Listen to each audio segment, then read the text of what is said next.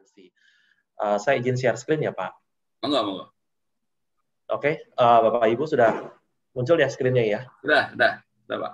Bagus. Oke, jadi sesuai dengan tema hari ini, saya ingin berbagi sedikit insight, dan seperti yang tadi disampaikan oleh Pak Kus juga, bahwa harapannya adalah dari teman-teman peserta acara bisa berinteraksi ya kita, sehingga untuk memperkaya insight dan juga best practice yang mungkin bisa dilakukan di ruang lingkup masing-masing.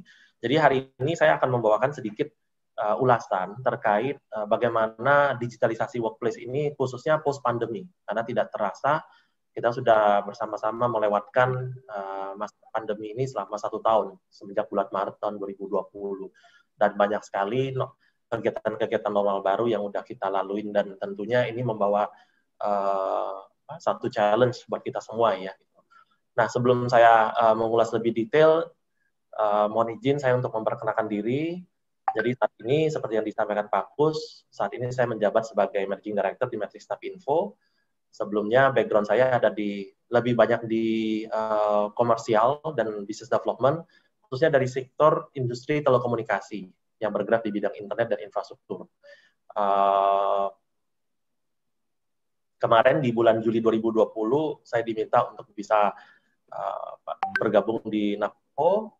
Sebelumnya juga saya sempat kenal Pak Kus karena di Fiberstar. Iya. Semenjak tahun 2017 kemarin saya sempat sebagai HR juga, legal, dan juga tentunya di sisi sistem, sehingga perpaduan yang memang ditujukan untuk melakukan transformasi secara besar-besaran di tubuh Fiberstar itu sendiri. Nah, beberapa fungsi jabatan juga yang pernah saya jalanin sebelumnya mostly adalah di sektor telekomunikasi dan komersial khususnya. Nah, sedikit cerita tentang apa Staff Info. Mungkin banyak dari teman-teman ini belum pernah dengar Matrix Staff Info, sekalipun umurnya sudah 21 tahun. Kemarin tanggal 30 Maret 2021 kita genap berumur 21 tahun. Matrix Staff Info sendiri diawalin sebagai perusahaan B2B, Bapak Ibu. Jadi memang servisnya itu dia menawarkan layanan ke penyedia internet. Jadi tidak langsung ke end user, tidak langsung ke rumahan, tidak langsung ke kantoran, sehingga jarang didengar nama-namanya karena bergerak di wholesale. Nah, tahun 2008, Napinfo juga berkesempatan untuk menyediakan kabel laut submarine pertama di Indonesia yang menghubungkan direct dari Jakarta sampai Singapura. Kabel submarine ini adalah citra bakal backbone internet. Apa yang kita nikmatin saat ini di Indonesia itu menggunakan jalur kabel yang dimaksud. Nah, 2008 itu adalah kami perusahaan swasta pertama yang membangun jaringan tersebut. Diikutin oleh beberapa perusahaan setelah itu. Saat ini sudah ada 5 kabel yang menghubungkan Jakarta Singapura, tapi sebagian masih melewatin Jakarta Batam, Bangka Belitung, baru sampai ke Singapura. Ada juga yang lewatin Sumatera, nyebrang dari Pekanbaru untuk masuk ke Singapura. Jadi yang untuk direct itu hanya ada 2 saat ini. Jakarta Singapura itu hanya ada dari Matrix Cable System, dan juga satu lagi yang baru launching tahun 2019 kemarin adalah kabel dari Indigo. Nah, Bapak Ibu juga mungkin sempat mengalami internet tersendat kemarin di bulan Februari pertengahan, dan juga tanggal 1 April dan 5 April yang sempat sedikit diberitakan ya di media. Itu karena ada 2 segmen kabel yang putus, kebetulan menimpa salah 2 dari teman-teman kita yang sebagai cable operator juga, sebagai cable owner. Dan saat ini kapasitas yang ada di Napinfo, kami secara full nge-backup teman-teman yang sedang mengalami musibah juga. Nah, setelah lepas daripada itu, kami juga menyediakan layanan berupa managed service, internet service provider. Sekarang kita juga udah masuk ke B2B-nya, masuk ke enterprise, masuk ke sektor perumahan. Baru kemarin tanggal 30 Maret, bertepatan dengan ulang tahun ke-21, kami meriliskan 1 layanan terbaru adalah Matrix Broadband yang bisa menjangkau ke area-area perumahan, bekerja sama dengan infrastruktur provider yang sudah ada di area tersebut.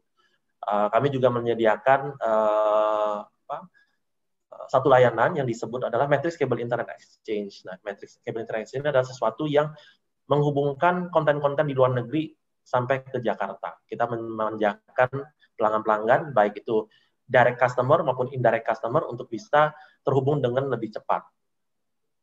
Kenapa lebih cepat? Karena sekarang dari Jakarta, kalau Bapak Ibu, zaman dulunya kita dengarnya, kalau mau nonton YouTube harus ke Amerika misalkan.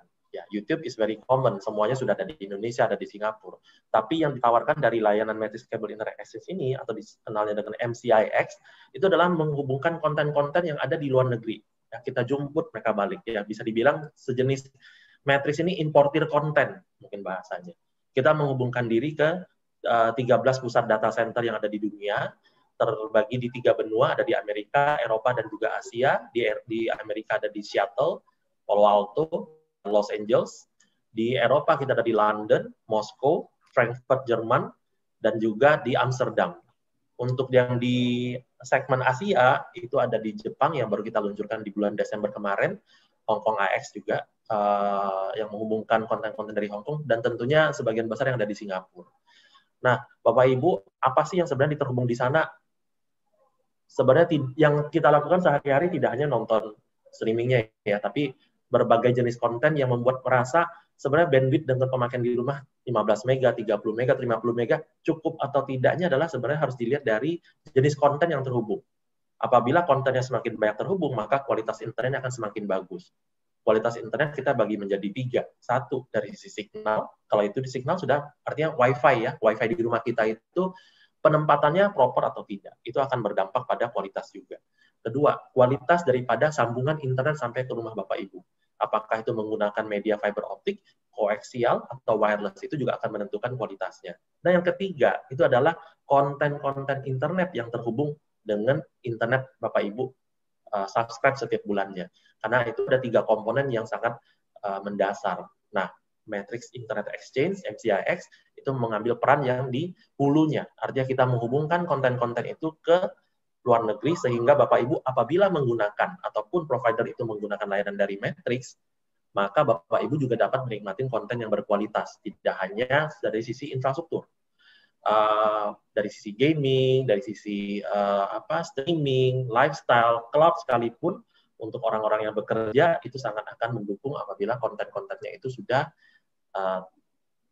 rich content gitu, kaya dengan konten-konten itu. Nah, Bapak Ibu, sekiranya itu yang mungkin bisa saya sampaikan terkait dengan Matrix Snapinfo. Ya, kita kembali ke topik utama hari ini. Kenapa digitalisasi ini yang saya ambil sebagai slide pertama ya di Indonesia, karena harus kita coba highlight. Selama kurun waktu tahun 2020 itu kita melihat banyak sekali perubahan-perubahan yang dilakukan. Ya, pola hidup kita telah berubah.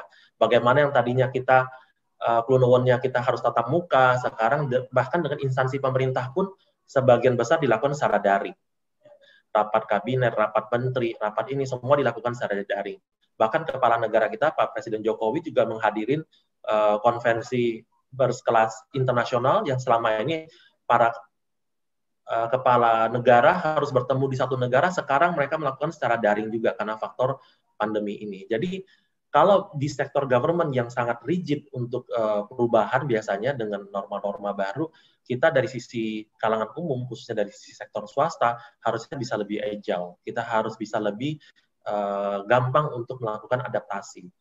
Dari statistik ataupun hasil research yang kita dapatkan, di Januari 2021 sendiri, 93% itu sudah melakukan pembelanjaan secara online dan secara repetisius ya, artinya itu secara konstan. Saya ngambil contoh di keluarga saya. Istri saya sekarang tidak lagi ke grocery stores. Bahkan beli namanya Rinso pun online.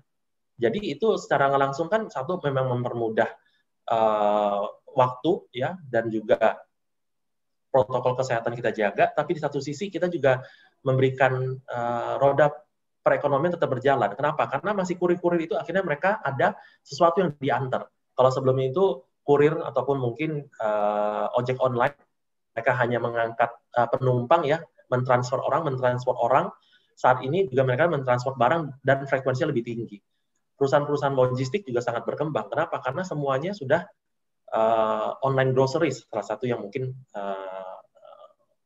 perubahan nyata yang kita lihat. Kalau misalkan kita online food delivery, mungkin sudah sudah lebih duluan teradaptasi. Tapi online groceries, segala sesuatu, sekalipun beli bola lampu yang tadi kita harus ke toko listrik, sekarang semuanya serba online, dan itu juga merubah pola mereka berbisnis, pola mereka beradaptasi.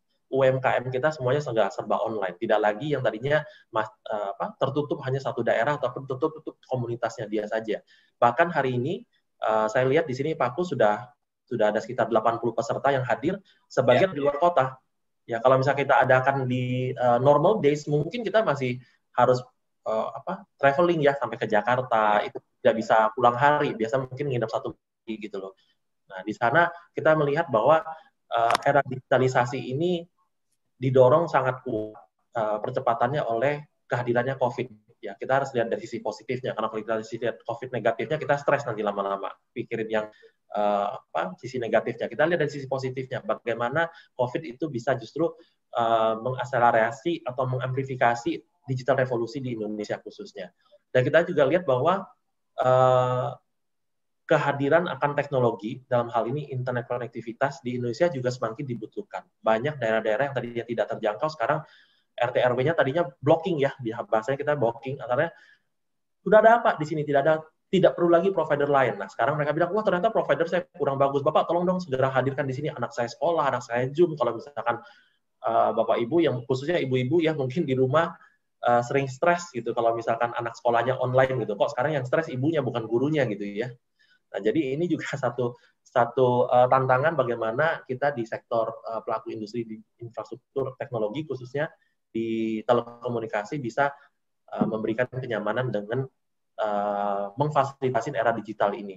Nah, era digital ini juga hadir dengan productivity. Kalau kita bicara dari si sektor perusahaan, dari waktu sebelum pandemi terjadi, untuk pola kerja bisa dibilangin sangat comfort zone mungkin ya. Kita bicara comfort zone, sangat nyaman dengan itu. Semua ada beberapa employee kita yang di kantor mungkin sangat agresif ya, move fast, tapi ada juga sebagian besar yang justru sangat slow, sangat go easy ya, tango ya. Kalau misalkan yang pulangnya, wah pokoknya jam 5 pasti harus pulang. Atau habis kantor hang out dulu gitu loh. Nah, kalau sekarang dan untuk ke depannya kita lihat adalah kita memasukin sering sekali dulu kita sebutnya VUCA. Ya. And this is the reality. Kita memang ada di zaman eranya VUCA. Kalau 1 tahun, 2 tahun yang sebelumnya, sebelum kan pandemi, kita sering melihat adanya pembicara-pembicara ataupun seminar yang berbau VUCA, yang mempersiapkan kita bagaimana beradaptasi. Tapi dengan kondisi ini, justru kita didorong untuk segera melakukan transformasi digital dan transformasi di perusahaan internal masing-masing. Di sini kita lihat bahwa perubahan itu tidak lagi strange ya, tidak lagi tabu gitu, tapi justru harus vertikal dan horizontal dilakukannya. Kenapa seperti itu? Karena satu, kita banyak melihat bahwa transformasi yang dilakukan di perusahaan sering mandek itu karena kekurangannya training, kekurangannya pemahaman dari rekan kerja kantor kita ya. Bapak Ibu kalau mungkin bisa recall, sekitar tahun lalu di bulan Maret, April, Mei, selama 3 bulan quarter kedua tahun lalu, pada saat COVID itu mulai bergulir di Indonesia, banyak sekali orang yang tidak tahu apa itu Zoom, tidak tahu apakah itu Google Meet, Microsoft Teams, gitu. Merasa dirinya sangat gaptek, saya nggak tahu ini, nggak tahu itu, nggak bisa ini. Bahkan jangankan untuk produktivitas di kantor, untuk kegiatan mereka beribadah dari rumah pun itu mulai harus dijalankan gitu loh. Nah, di sana kita melihat bahwa harus ada satu proses transisi yang dilakukan. Bagaimana kita tidak lagi melatih employee itu dari sisi skill mereka sesuai dengan konteks kerjanya, tapi bagaimana mereka bisa survive di era digital seperti ini. Contoh, mengadopsi daripada platform-platform yang bisa mempermudah kinerja mereka.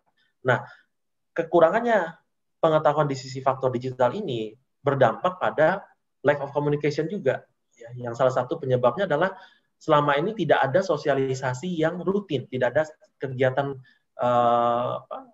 sosialisasi dari teman-teman IT yang di kantor. Selama ini kalau misalkan kita laptop bermasalah, kita tinggal telepon atau minta bantuan orang-orang IT. Kalau sekarang kita di rumah laptop bermasalah, cilaka, ya kan? Kita mati kutu nih, waduh mau ngapain ini, mau gimana kerjanya, udah panik duluan gitu. Jadi secara langsung ini di zaman digitalisasi ini peran teman-teman IT semakin besar. Bagaimana mereka juga ikut terlibat langsung untuk menyukseskan program kerja yang direncanakan oleh perusahaan. Kalau tidak ada sinergi seperti itu, maka target yang direncanakan oleh pimpinan akan menjadi sangat sulit untuk kita capai sebagai satu perusahaan yang bergerak sebagai satu vehicle ya gitu. Kenapa? Karena mata rantai ini adalah kesenjangan pengetahuan digital ataupun kemampuan rekan kerja lainnya, kekurangannya komunikasi yang tentunya berdampak pada kerjaan tertunda atau tidak selesai pada tepat waktunya. Beberapa hal yang esensi menurut saya itu adalah satu, saya mengutip dari apa yang pernah dilakukan research oleh IBM ya, oleh Business Value, yang tentunya ini bisa kita praktekkan dalam kehidupan sehari-hari. Dan ini bukan sesuatu yang sangat susah. Salah satu yang harus kita lihat di sini adalah agility daripada perusahaan itu sendiri. Bagaimana kita secara cepat merespon dan juga mengatasi kondisi-kondisi atau kendala yang ada. Di sana kita lihat juga bagaimana kita harus mengkaji. Kita tidak bisa lagi yang namanya membuat satu rencana kerja itu untuk 5 tahun ke depan. Kenapa? We don't know gitu.